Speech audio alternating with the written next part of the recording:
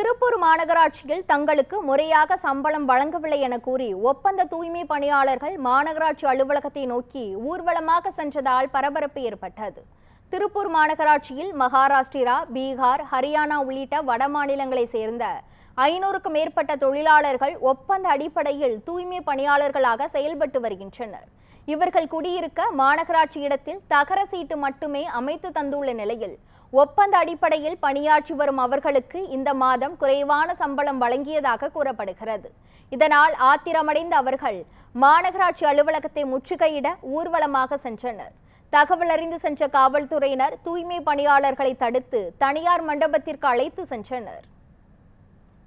ஏற்கனவே போன மாசம் நீங்க ஒப்புக்கொண்ட ஊதியத்தை தான் நாங்க கேட்கிறோம். அதையும் நீங்க முறையா கொடுக்கறது தான் சரியானதா இருக்கு. வீணா போராட்டத்தை தூண்டாதீங்கன்னு சொன்னாங்க. 2 மணி நேரம் பேசிட்டு மீண்டும் மீண்டும் நாங்க மேல கேட்கிறோம்.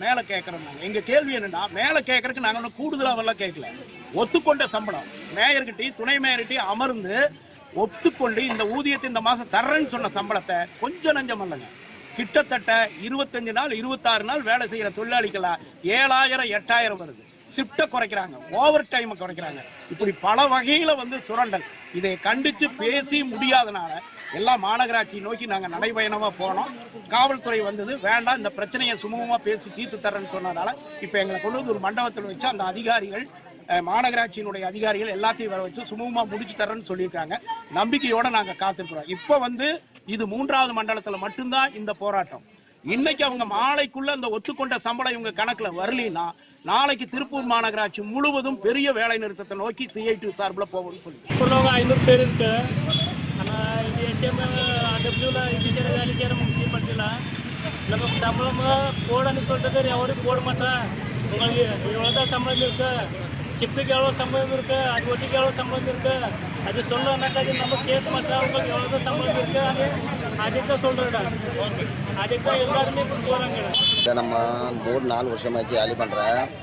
போன மாதம் 15 தேதிக்கு எல்லா ஆள் சொல்லிட்டாரு. துணி மேயர் சார் எல்லா ஆள் வந்துட்டு சொல்லிட்டாரு. டிரைவர் சம்பளம் மட்டும் 833 ரூபா சொல்லிட்டாரு. ஒர்க்கர் சம்பளமும் 600 ரூபா சொல்லிட்டாரு. அதில் இந்த மாதம் சம்பளம் போட்டார் 8000 ரூபாய் 9000 ரூபாய். 21 நாள் ஏலி பண்ணிட்டார். 2 நாள் 23 நாள் ஏலி பண்ணிட்டார். அதில் ஓட்டி கூட பண்ணிட்டார். யார் கேட்க மாட்டேன், யார் பேச மாட்டேன், யார் பேசிட்டானே ஊருக்கு கிளம்புறாரு. இன்னும் வேணாம் இங்கே அப்படி சொல்கிறாரு. ஏன் இது பிரச்சனை? நல்லா நியாயம் தானே உங்களுக்கு?